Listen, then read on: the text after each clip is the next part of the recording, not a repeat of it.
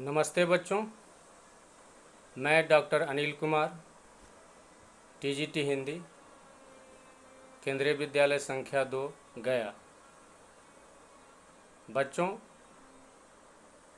मैं आज पाठ मायावी सरोवर पढ़ाने जा रहा हूँ। बच्चों, इसके पहले हम लोगों ने पढ़ा था द्वेष करने वाले का जी नहीं भरता, और उसमें हम लोगों ने देखा कि पाठ के अंत में दुर्वासा मुनि अपने शिष्यों के साथ आने वाले थे पांडवों के आश्रम में। उनका पेट भगवान श्री कृष्ण की कृपा से भर गया था और वे नहीं आए और अपने 10,000 शिष्यों के साथ वहाँ से रवाना हो गए। बच्चों, इस पाठ में बात यहाँ से शुरू होती है। वनवास का समय बीतने वाला था, लगभग पूरा ही होने वाला था कि उसी समय की घटना है। एक निर्धन ब्राह्मण, बहुत ही गरीब ब्राह्मण की सहायता करते हुए ये पांचों भाई पांडव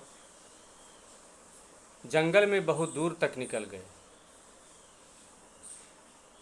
स्वाभाविक है कि जंगल में दूर तक चलने के कारण वे सभी थक गए, प्यास लग गई, भूख लग गई, और थोड़ा आराम करने के उद्देश्य से बच्चों ये पांचों भाई पांडव एक छायादार वृक्ष के नीचे बैठ गए और उन्होंने सोचा कि थोड़ा आराम कर लेते हैं, थोड़ा सुस्ता लेते हैं, उसके बाद आगे चलेंगे। और उसी समय बच्चों सबको तो प्यास लगी हुई ही थी, भूख लगी हुई थी। उसी समय युधिष्ठिर ने नकुल से कहा कि जरा उस पेड़ पर चढ़कर देखो कि कहीं आसपास कोई नदी या जलाशय है। इतना सुनने के बाद अपने भ्राताश्री युधिष्ठिर की बात मानते हुए निकट के एक वृक्ष पर वो चढ़कर देखने लगते हैं, और देखने के बाद वृक्ष से नीचे उतर जाते हैं और युधिष्ठिर को बताते हैं कि दूर में एक जलाशय की संभावना बन रही है, वहाँ जरूर कुछ न कुछ पानी का भंडार होगा, तालाब हो या नदी हो। बच्चों, हालांकि इसकी संभावना तो युधिष्ठिर ने बता ही दिया था, और नकुल ने यह भी बताया कि वहाँ कुछ ऐसे पेड़ पौधे दिखाई पड़ रहे हैं जिसको देखने के बाद लगता है कि आसपास जरूर जलाशय है या नदी है, तभी ऐसे पेड़ वहाँ पर हैं। और उन्होंने, नकुल ने यह भी बताया कि कुछ बगुले दिखाई पड़े हैं। बच्चों, आप बगुलों के बारे में जानिए कि बगुले वहीं रहते हैं जहाँ पर उनके लिए कुछ खाने की सामग्री रहती है, अर्थात या तो तालाब के किनारे रहेंगे या नदी के किनारे रहेंगे या कोई और जल का जहाँ स्रोत रहेगा वहीं पर रहेंगे। युधिष्ठिर ने फिर कहा कि जाओ और पानी लेकर आ जाओ। नकुल चल पड़ते हैं। जो अनुमान था उसी के अनुकूल तालाब मिल गया। अब बच्चों, यहाँ पर देखिए एक बड़ी विचित्र घटना घट जाती है। जैसे ही नकुल पानी लेने के लिए तालाब की ओर बढ़ते हैं, उसमें उतरते हैं, एक आवाज आती है कि माद्री पुत्र, यानी बच्चों माद्री के पुत्र,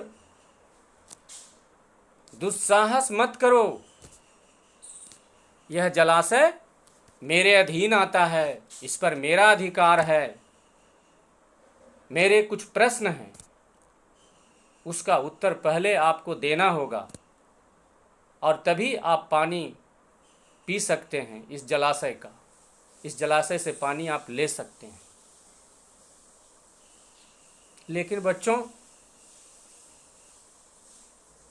नकुल को इतनी प्यास तेज लगी थी कि वह जो आवाज़ आई थी, जो वाणी आई थी, उसकी तरफ नकुल ध्यान नहीं देते हैं और जाकर तालाब में उतरते हैं और पानी पी लेते हैं। पानी पीते के साथ ही तालाब से निकलकर वो जैसे ही किनारे पर आते हैं, किनारे आते आते बेहोश होकर गिर जाते हैं। अब इधर बहुत देर हो रही थी। युधिष्ठिर ने सोचा, चिंतन किया, मनन किया, कितनी देर में तो आ जाना चाहिए था, लेकिन नकुल नहीं आए। तब उनकी चिंता और बढ़ने लगी और तब सहदेव से उन्होंने कहा कि भाई सहदेव, तुम जाओ और जाकर देखो कि बात क्या है। नकुल आए नहीं और तब अपने अग्रज युधिष्ठिर की बात मानकर सहदेव निकल पड़ते हैं देखने के लिए उस तालाब की ओर जिधर नकुल गए थे। बच्चों, सहदेव वहां पहुंचते हैं तो देखते क्या हैं कि नकुल तो अचेता अवस्था में पड़ा हुआ है। यानी जिस प्रकार से किसी व्यक्ति की मृत्यु हो जाती है तो अचेता अवस्था में वह चला जाता है, तो वह देख लिया कि ये तो मेरा भाई लगता है, अब नहीं रहा इस दुनिया में। प्यास सहदेव को भी बहुत तेज लगी हुई थी। उसने भी तालाब का पानी पीने के लिए आगे बढ़ा, लेकिन जैसे ही वे आगे बढ़ते हैं फिर आवाज़ आती है कि पहले मेरे प्रश्नों का आप जवाब दो और तभी मेरे जलाशय का, मेरे तालाब का पानी आप पी सकते हो, ले सकते हो। लेकिन उन्हें भी प्यास तेज लगी हुई थी और वे भी जो वाणी आ रही थी, जो आवाज़ आ रही थी, उसकी तरफ ध्यान न देकर वे भी तालाब में उतरकर पानी पीने लगे। उन्होंने, अर्थात बच्चों, उन्होंने पानी पी लिया और वही स्थिति हुई जो पहले की स्थिति हुई थी नकुल के साथ। वे भी बेहोश होकर गिर पड़े। अब इधर समय निकलता जा रहा था, युधिष्ठिर की चिंता बढ़ती जा रही थी। तब उन्होंने अपने भाई अर्जुन से कहा कि अर्जुन, जाकर देखो कि बात क्या है, मेरी चिंता बढ़ रही है, कोई अनहोनी घटना तो नहीं घट गई। बच्चों, यह स्वाभाविक है। दो भाई गए और लौटकर नहीं आए। तब तीसरे भाई अर्जुन को युधिष्ठिर ने कहा कि जाइए, देखिए जाकर बात क्या है। अर्जुन चल पड़ते हैं और बच्चों उसी तालाब के किनारे पहुंचते हैं जहां पहले से ही उनके दो भाई नकुल और सहदेव मृत पड़े हुए थे। अर्जुन ने सोचा कि मैं, प्यास तो उन्हें भी लगी हुई थी कि मैं पानी पी लूं, फिर इस पर विचार करूं कि ये बात क्या है। लेकिन जैसे ही पानी पीने के लिए अपने दो भाइयों की तरह वे तालाब के किनारे जाने लगे, फिर वही आवाज़ आती है, उसी तरह की आवाज़ आती है कि पहले मेरे प्रश्नों का उत्तर आप दे दो तब पानी पीना, नहीं तो तुम्हारी भी गति वही होगी जो तुम्हारे दो भाइयों की गति हुई है। इतना सुनने के बाद अर्जुन अत्यंत क्रोधित हो गए, और क्रोधित होने के बाद जिधर से आवाज़ आई थी, जिधर से ध्वनि आई थी, रुकने की बात की गई थी, प्रश्नों के उत्तर देने की बात की गई थी, उन्होंने अपने तरकस से बाण निकाला और लगातार बाणों का संधान करने लगे, बाणों को छोड़ने लगे। लेकिन बच्चों, अर्जुन के बाणों का कोई प्रभाव नहीं पड़ा। अर्जुन अत्यंत और क्रोधित हो गए और उन्होंने सोचा कि पहले मैं पानी पी लूं, उसके बाद मैं देखता हूं कि और क्या कर सकता हूं। और वे भी पानी पीने लगे, और जैसे ही अर्जुन पानी पीते हैं उनकी भी स्थिति वही हो गई, दो भाइयों की तरह। वे भी वहीं अचेत होकर गिर पड़े। अब इधर समय बच्चों निकलता जा रहा है। युधिष्ठिर सोच रहे हैं, उनकी चिंता बढ़ती जा रही है कि आखिर बात क्या है। और तब युधिष्ठिर ने जो सबसे शक्तिशाली पांडवों में थे, भीमसेन को, उन्होंने कहा कि भीम जाकर जरा देखिए बात क्या है। भीम चल पड़े और भीम भी उसी तालाब के किनारे पहुंचे जहां इनके 3 भाई पहले से ही मृत पड़े हुए थे। भीम की नज़र जैसे ही पड़ती है अपने 3 भाई, मृत 3 भाइयों पर, ये हक्का बक्का हो जाते हैं और अपने 3 भाइयों की तरह इन्हें भी प्यास लगी हुई थी। वे भी तालाब में उतरने लगते हैं पानी पीने के लिए। बच्चों, याद रखेंगे आप, हूबहू वही आवाज़ फिर से आती है कि रुक जाओ, नहीं तो तुम्हारी भी गति वही होगी जो तुम्हारे 3 भाइयों की हुई है। बच्चों, यहाँ चिंतन करने की आवश्यकता निश्चित रूप से है, लेकिन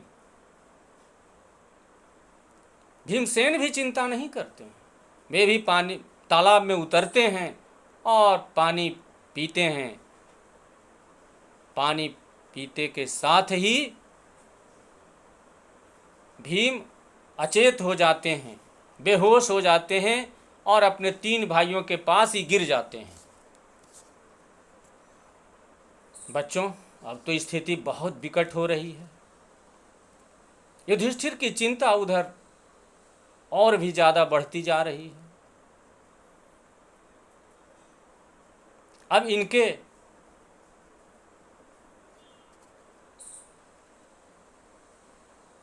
चार भाई गए और चारों लौट कर नहीं आए। यहाँ कुछ और भी वार्ता हुई है भीम के साथ। जब भीम को कहा गया कि तुम पहले मेरे प्रश्नों का उत्तर दो और तब पानी पीने का प्रयास करो, उस समय बच्चों भीम क्या कहते हैं? भीम कहते हैं कि मुझे रोकने वाला तुम कौन हो?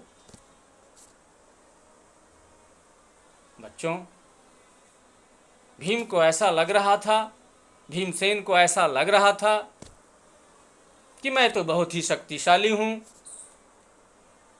ये कहाँ से आवाज़ आ रही है? कौन आवाज़ दे रहा है मुझे रोकने का दुस्साहस कर रहा है, और ये भी चिंतन नहीं करते हैं, सोचते नहीं हैं उस पर ज़्यादा गंभीरता से, और ये तालाब में उतरते हैं, पानी पीते हैं। बच्चों, युधिष्ठिर की चिंता लगातार बढ़ती जा रही थी, और तब उन्होंने सोचा कि बात क्या है। बच्चों, इस प्रकार की स्थिति जब जीवन में आए तो निश्चित रूप से व्यवस्थित रूप में सोचने की आवश्यकता है, चिंतन करने की आवश्यकता है। और तब युधिष्ठिर ने निर्णय लिया कि अब स्वयं मैं जाकर देखूंगा कि स्थिति क्या है, हमारे चारों भाई अभी तक वापस क्यों नहीं आए। इस प्रकार से बच्चे आप देखते हैं कि चारों भाई गए और लौटे नहीं, और उनकी दुर्गति किस प्रकार से हुई। तो बच्चों, इस पाठ में कुल मिलाकर इन्हीं बातों का वर्णन किया गया है। मैं समझता हूँ इस पाठ को आप समझ गए होंगे, और मैं इस पाठ से संबंधित कुछ प्रश्न आपको नोट करवाना चाहता हूँ, जिसको आप अपनी कॉपी में लिख लें। पहला प्रश्न, सरोवर पर नकुल को क्या आवाज़ आई? प्रश्न 2, सरोवर पर अर्जुन को क्या आवाज़ आई? प्रश्न 3, आवाज़ सुनकर अर्जुन ने क्या किया?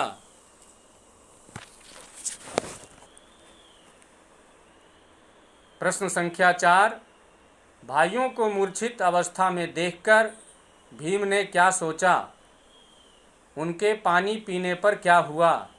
और बच्चों, अंतिम प्रश्न नोट करें, भाइयों के वापस न आने पर युधिष्ठिर ने क्या निर्णय लिया? धन्यवाद।